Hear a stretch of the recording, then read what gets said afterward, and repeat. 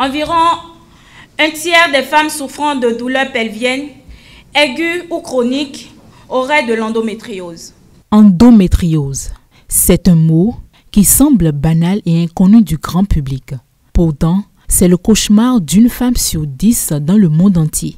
L'endométriose est une maladie chronique généralement récidivante. Elle se manifeste par des douleurs aiguës et perturbantes au moment des périodes menstruelles. Selon les statistiques, les femmes souffrant de l'endométriose sont confrontées à une errance médicale pouvant durer plusieurs années. Et c'est pour cela que l'organisation non gouvernementale Endo Espoir s'est donnée pour cheval de bataille l'information et la sensibilisation sur l'endométriose. Aujourd'hui, c'est le caucus des femmes parlementaires du Bénin qui est à l'honneur. Mes collègues de l'ONG Endo Espoir et moi avons fait le choix résolu de nous engager dans la sensibilisation contre l'endométriose et l'accompagnement des victimes dans notre pays, où absolument tout reste à faire savoir sur cette pathologie. Je voudrais vous confesser ma propre expérience avec l'endométriose, mon combat. Chaque crise de douleur, chaque moment de frustration, chaque instant de dépression a eu effet de renforcer ma résolution de ne pas rester silencieuse. Vous, mesdames, les députés, détenez le pouvoir de faire une différence significative dans la reconnaissance de l'endométriose comme un problème de santé publique majeur et pour assurer progressivement un accès équitable aux soins et au soutien pour toutes les femmes touchées. Ensemble, nous pouvons éduquer, sensibiliser et catalyser un changement remarquable. Les symptômes de l'endométriose ont un impact majeur sur la qualité de vie des personnes atteintes. Un sujet qui retient sans embâche l'attention de la première autorité du Parlement qui a décidé d'être le premier partenaire de Endo Espoir à travers sa fondation Gbérounou. J'ai vu et je vois encore chaque jour les ravages que l'endométriose peut causer dans la vie des femmes.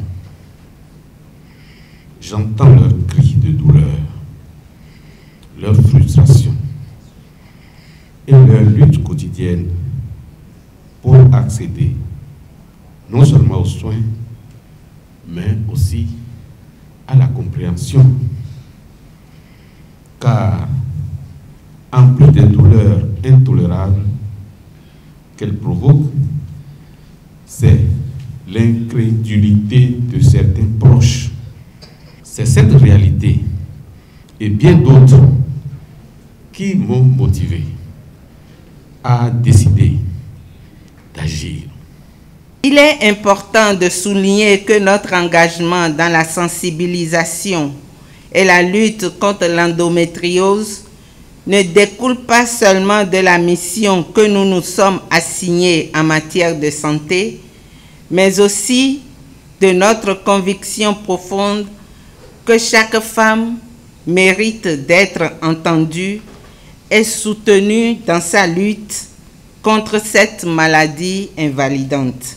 2 communications ont meublé cet atelier, des échanges desquels les femmes parlementaires sont sorties très aguerries avec une promesse ferme. Je voudrais vous rassurer que le caucus des femmes parlementaires serait à vos côtés pour cette lutte, parce que c'est notre lutte.